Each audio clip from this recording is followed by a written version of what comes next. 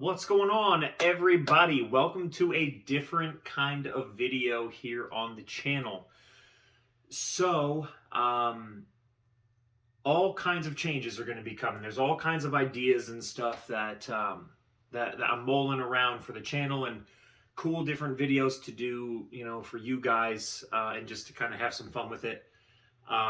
Today isn't necessarily starting this next chapter or phases of videos, but it is a little different in the sense that, as you can see, it's just your boy, hey, what's up, me, Brett.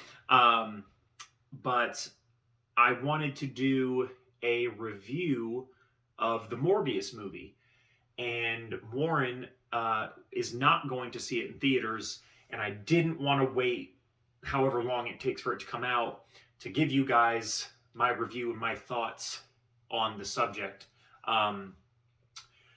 Warren saw the Rotten Tomatoes score, and he was like, "Nah, I'm out." That actually kind of brings me to my first point of this video, which, I mean, you saw from the title. I personally feel like sites like Rotten Tomatoes are ruining movies. Like, I mean, obviously they're affecting them quite seriously. Like, if there are people who will just flat out not go see a movie because of what the score is on a website. I mean, that just baffles me, honestly. It also really bums me out. Like, something that, I've talked to Warren about in the past is, like, on this channel, I don't ever want to really, like, bash anything or, like, really talk too negatively about anything, because I don't think that helps anyone at all. And really, especially us, like, in the comic community or geek community, whatever you want to call it, like, if we went to see Morbius and I was like, "Oh, it's garbage, it's horrible," like, how many people are going to see that and then not go see it just because they saw that? And this is a perfect example. Like, Warren saw the Rotten Tomatoes score and he was like, "No, I'm not going to go see it. Like, I'm not going to waste my money." If there hadn't been a poor Rotten Tomatoes score, or a score at all, he probably would have given it a shot. And I feel like that's really becoming more and more of an issue, especially post-pandemic. Like, the movie theater business in general is just, like, collapsing. Like, people still, they're starting to come back out, but I mean, look how many movie theaters shut down over the last 2 years. Like, it's insane. And I always want to try to be, like, a positive force for encouraging people to go and partake in all of these, whether it's a TV show, a movie, a game, a book, or whatever. Like, the better I can speak about it, the more people will want to partake in it, the bigger the culture gets, the bigger the community grows, and then the more money and effort can and will be put into these things. Like, if no one goes to see a Marvel Morbius movie, like, that just kind of deters them from doing other, random stuff like that. Like, Morbius isn't like a mainstream character, so, it just, yeah, that's something that, and that has been on my mind for a while. It really does bum me out how, these scores are just so dramatically, like, swaying people's thoughts and opinions on stuff. Like, me, I'm gonna go watch it, I'm gonna form my own opinion. And the funny thing is, like, spoiler alert, I really liked the Morbius movie. Straight up. Like, I really don't understand why people are complaining. Like, I think we're just kind of getting to this point where everyone is just never gonna be, like, unless they're the one behind the camera, yelling action and, like, calling the shots, they're not gonna be happy. Which is funny, because if 99% of the people were given that ability, the movie would be terrible. Like, we can't all be directors, you know? We can't all be these just, you know, oh, well, if I had done it, yeah, that's not realistic, you know? I always just enjoy whatever it is for what it is and what it's worth. Like, you know, I mean, even, you know, if you've been following the channel for a long time, you know that I enjoyed the Eternals movie. A lot of people didn't. Like, I did. Thought it was great. Like, I'm just happy to get to see these characters on the big screen. Like, I don't really, you know, like, this is also coming from the guy who used to watch the Sci-Fi Channel. Like, those D-list movies with those like H-list actors, like, that's my jam. Like, you know, with those horribly CG'd monsters like that just, it speaks to me. It's funny. It's supposed to suck. That's, you know, but someone still had the ability to make that movie and enjoy it and be like, "Oh yeah, I got to do this. I'm so proud of this." Like, you know, so I just enjoy everything for what it's worth. And honestly, Morbius is great.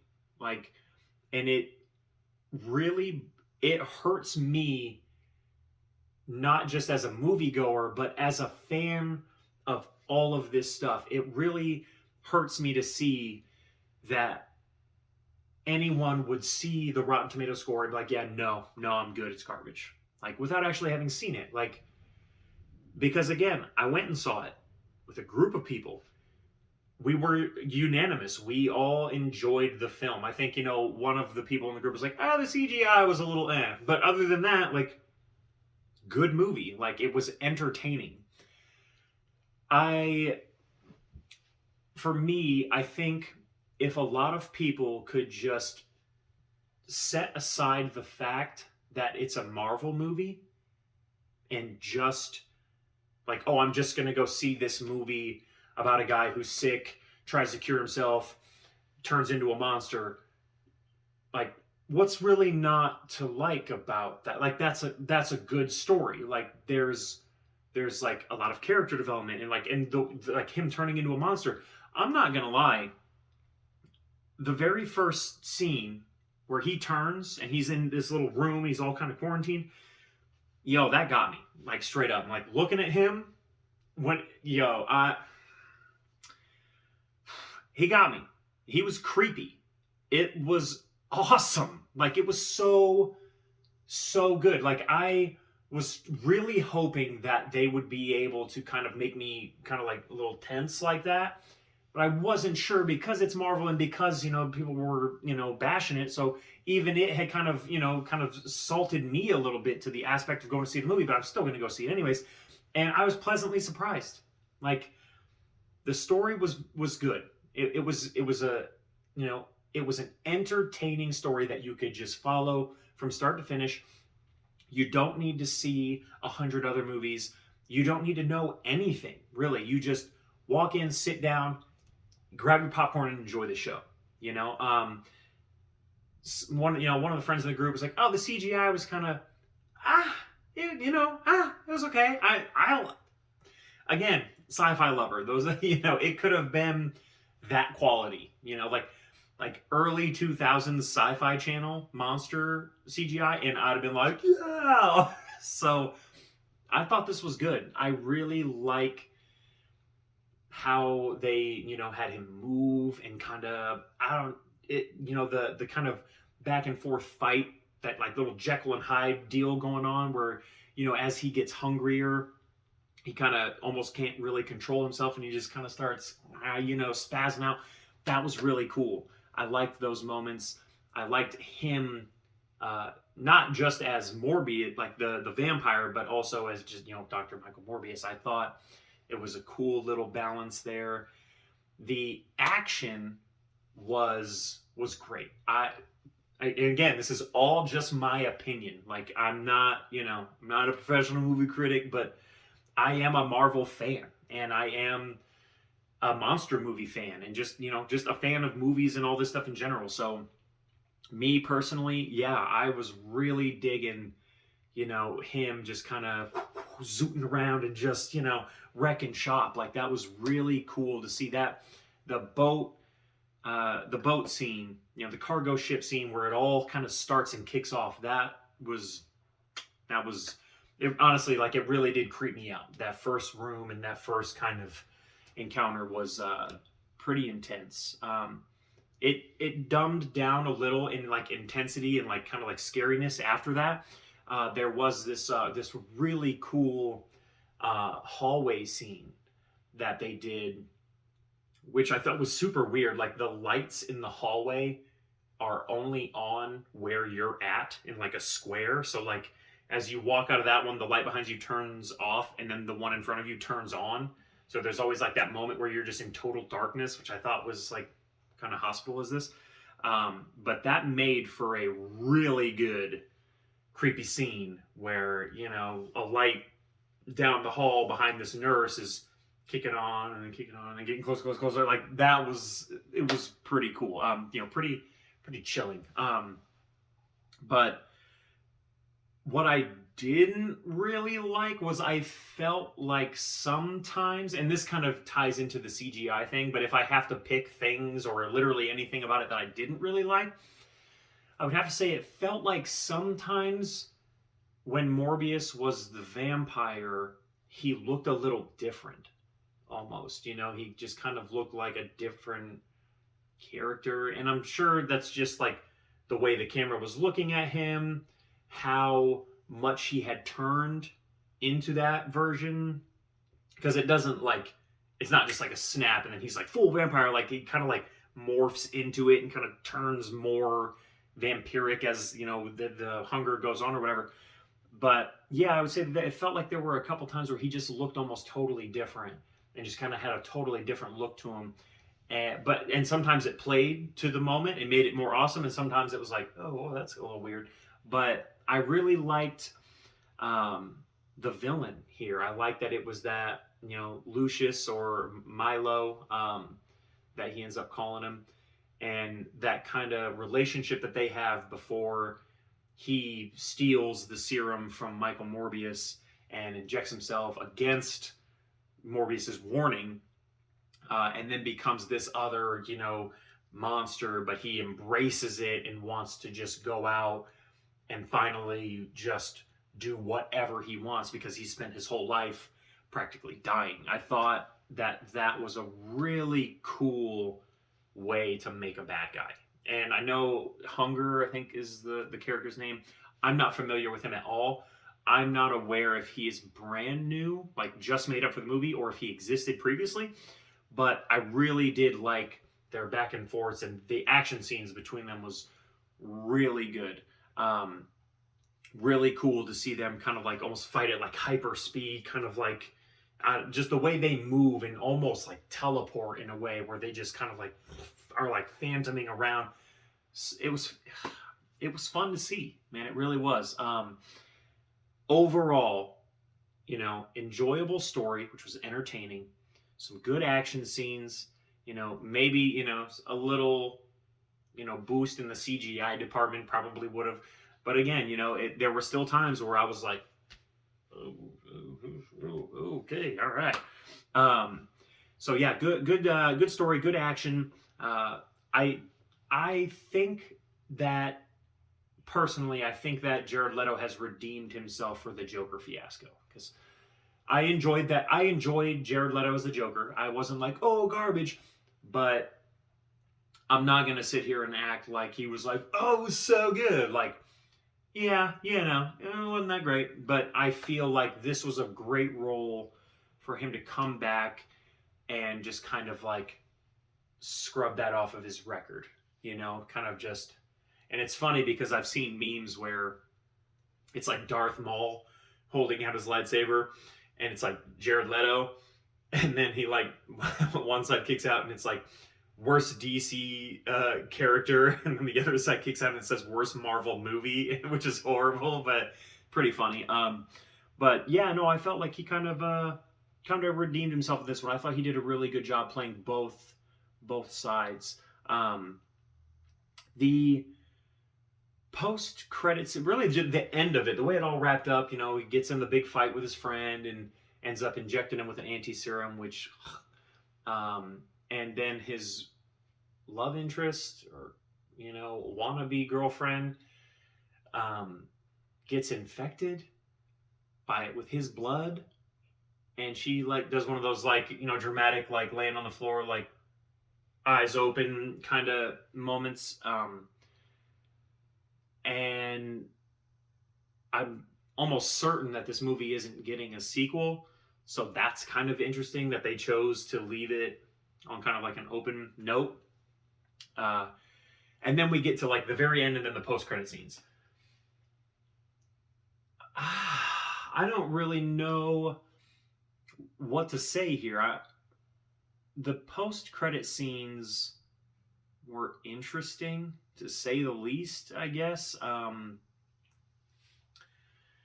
So to break it down, Michael Keaton's version of the Vulture from the Tom Holland Spider-Man films gets teleported to Morbius's universe. And if I'm not mistaken, this is the universe.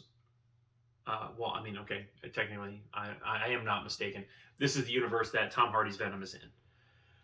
So we know that Spider-Man exists. We know Venom exists, and now, Morbius, and now they pulled the Vulture. I don't really know what they're doing. I mean, I guess what they could do is they could just make a Sony universe version of the Sinister Six. You got Venom, you got Morbius, you got Vulture. You could skip ahead and add a couple more, or you could, multiverses are complicated. But in the end, the Vulture goes to Morbius and he's like, hey, don't know how I got here. Pretty sure it was Spider-Man's fault. I'm thinking maybe we could get we could like take action or like start a team or something cryptic along those lines. And then Morbius is like, interesting. And then it kind of cuts out. I have no idea where they're going with that. I'm gonna be honest with you. But I'm not gonna sit here and act like the prospect of it, the idea, the concept of, the Sinister Six doesn't totally jingle my bells, because it does. Like, I would love, and now they're gonna do the Craven movie coming out with the guy who played Quicksilver in the Marvel Universe. So that'll be interesting, and that could be a member of the Sinister Six. So, there's 4 right there. What do you think? Would you go see a Sony Sinister Six? Let me know in the comments if you would go see a Sony Sinister Six movie, because honestly, I would. Like, even if it was even if it was just Sony related and didn't tie to MCU in any way, I would still go see that, because I'm not gonna I'm gonna go and form my own opinion. I'm gonna enjoy it. I'm just gonna be happy that I got to see it on the big screen, but yeah, kind of a weird little way to conclude that, I guess. But hey, I wasn't the guy behind the camera, you know what I mean? So they're gonna do what they do. I really hope they find some way. Somebody wants. So I hope that they find some way to bring it all together. Now it's kind of weird because they pulled Venom into the MCU through the rift or whatever for like, he was there for like a few hours, and then like a little bit of the Venom goo stayed when he got teleported back, and that's the Venom in our the MCU universe now. Oh my gosh, it's all overcomplicated for no reason. All of that being said, I don't think Morbius deserved all of the hate that it got before it even dropped. I do not think that it was a bad film. I do not think it deserved all the hate and the bashing. I think Jared Leto did a great job. Deserves to kind of, be praised a little bit for coming back to a superhero movie and doing it some justice and doing a good job. Um, I hope they find a way to make all the Sinister Six and all the crossover stuff work. I don't know. But again, this is all just my opinion, you know? Let me know if you agree or disagree with anything. Like, do you think that these critic scores and ratings are ruining movies? Because I do. I mean, clearly it affected the hell out of Morbius. So, you know, yeah, it just bums me out. Did you go see Morbius? Did you like it? Did you hate it? What are your thoughts, guys? Let me know in the comments below. As always, do not forget to hit the little thumbs up button. Just for me. Do it for me, please. Right now, while you're still watching this, you just click that little button. And subscribe to the channel if you want to see more. I would like to do more videos in the future, not just every Monday for the Weekly Wizard podcast. I kind of want to maybe turn the This Week in Comics segment, maybe turn that into its own episode, where every week, in the middle of the week, maybe, you know, drop a video talking about what's going on out there, you know, keeping you guys informed on stuff, just, you know, giving you a little bit of ammo in your conversations with fellow geeks out there. Don't have it all mapped out yet, but just know that something like that is in my brain. Please don't forget, guys, we are doing a fundraiser right now, Comic Books for Kids. They work with over 200 hospitals across the U.S., donating comic books to kids in hospitals. Any books that don't make it to hospitals go to the troops. So, I mean, it's, you know, win-win either way. The link for that is going to be in the description of this video. Also, it is official, you guys.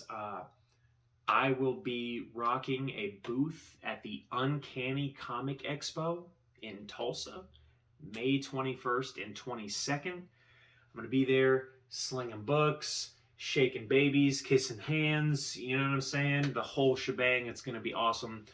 May 21st is also my birthday. So if you want to come out, celebrate with me, you know, get some dope deals on some books, whatever it is, you know, and just enjoy the con in general. Be there. Also, cool little bit of news to kind of tag on to all of that. I will be doing live auction sales on Whatnot, probably starting in May. I have some stuff to work through first, but I have been approved. It's going down. Super excited, guys. There is so much going on right now. It's so awesome. It's so cool. And the support from you guys, it helps. I promise you it helps. The thumbs up, the subscriptions, the likes, the comments, the anythings, you know, it all helps. Thank you guys so much for everything. Be sure to go check me out on Instagram at collectmeifimwrong. I hope to see you guys at the expo, maybe in some of the live auctions. Hey, you know, how you doing? I guess I'll see you guys next week.